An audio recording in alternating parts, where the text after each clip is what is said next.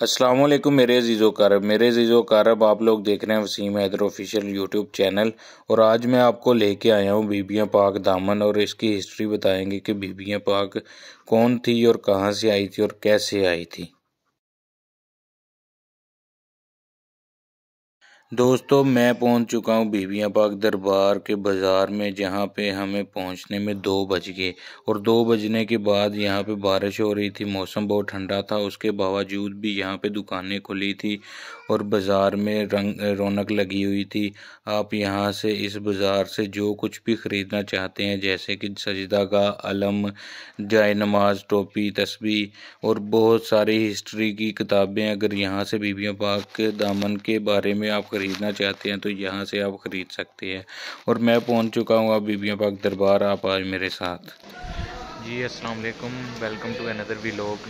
मैं इस वक्त बीबियाँ पाक दरबार आया हूँ, मेरे साथ यासर भाई हैं और हम लोग यहाँ पे आप लोगों को विज़िट करवाएंगे, बीबियाँ पाक दरबार का सारा अहाता दिखाएंगे। और आप लोग ये व्लॉग देखना मत भूलिएगा और मेरे बेल आइकन को दबा दीजिएगा ताकि नेक्स्ट आने वाली वीडियो आपको मिले, और चैनल को सब्सक्राइब कर दीजिएगा। Thank you. मेरे अज़ीज़ो कारब, वाक़या करबला के दौरान जब हज़रत इमाम हुसैन ने मक्का से कूफा की तरफ हिजरत की तो उनके साथ कुछ बीबियाँ भी मौजूद थी। ये बीबियाँ करबला के सफ़र में हज़रत इमाम हुसैन के साथ थी और इन्होंने हज़रत इमाम हुसैन का खूब साथ दिया। 9 मुहर्रम उल हराम को हज़रत इमाम हुसैन ने इन 6 बीवियों को हुक्म दिया कि आप करबला छोड़कर हिंदुस्तान की तरफ रवाना हो जाएं। बीबियों ने कहा कि हम ऐसे हालात में आपको छोड़कर भला कैसे जा सकती हैं।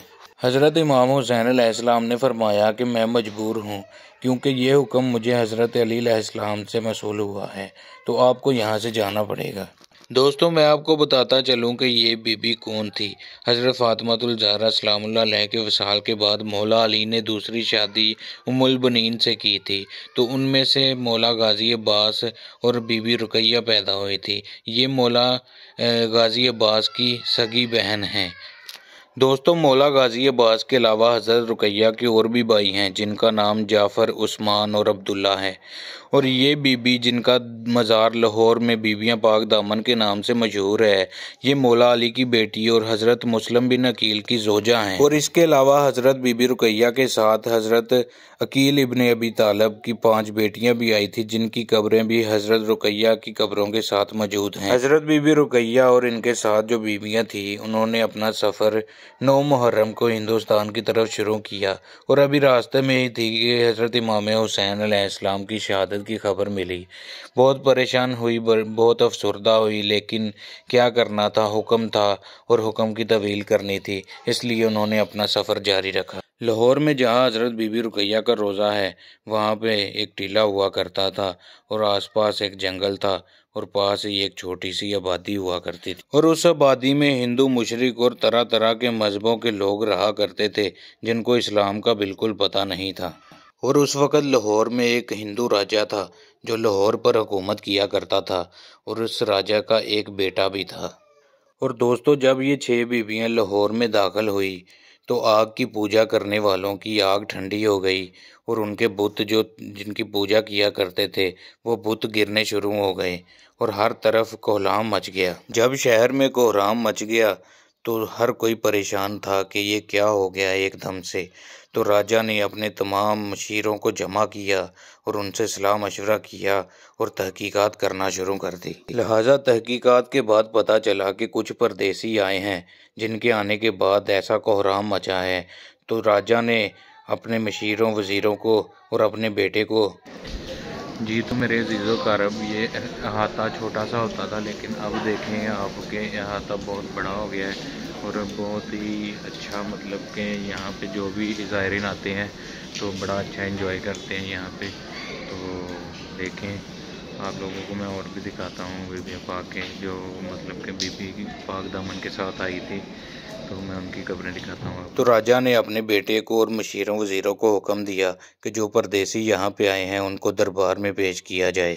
जब राजा का बेटा वहाँ पहुँचा तो वहाँ पे देखा कि कुछ औरतें हैं जो पर्दादार हैं और चादरों में लिपटी हुई हैं। उनमें से एक बीबी ने कहा कि हम लोग किसी को नुकसान पहुंचाने या किसी को तकलीफ़ देने नहीं आए। हम लोग परदेसी हैं और करबला में हमारी जंग हो गई, जिसकी वजह से हमें यहाँ पे आना पड़ा। हम लोग तो यहाँ पे पनाह चाहती हैं, हम किसी को नुकसान नहीं पहुँचाएगी। अगर किसी को यहाँ पे अच्छा नहीं लगता तो कोई बात नहीं, हम यहाँ से चली जाएंगी। राजा का बेटा इनकी बातें सुनने के बाद काफ़ी हमदर्द हुआ, लेकिन उसको ख्याल आया कि बादशाह का हुक्म है कि इनको दरबार में पेश किया जाए। तो उसके बाद राजा के बेटे ने कहा कि आपको दरबार में जाना होगा, क्योंकि ये हुक्म बादशाह का है। जब हज़रत बीबी रुकैया ने दोबारा ये हुक्म सुना कि आपको दरबार में जाना होगा, तो ये बादशाह का हुक्म है, तो हज़रत बीबी रुकैया गज़बनाक हो गई और गुस्से से उस राजा के बेटे को देखने लगी। जब वो राजा का बेटा ताप न ला सका तो वो बेहोश हो गया, और जब होश में आया तो बहुत रोया और हज़रत बीबी रुकैया के कदमों में गिर गया।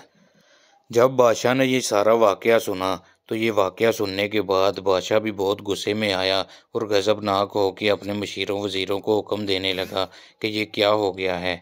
और सब हिंदुओं ने मिलके एक मुहिम चलाना शुरू कर दी, जो आए दिन बीबियों को तंग किया करते थे।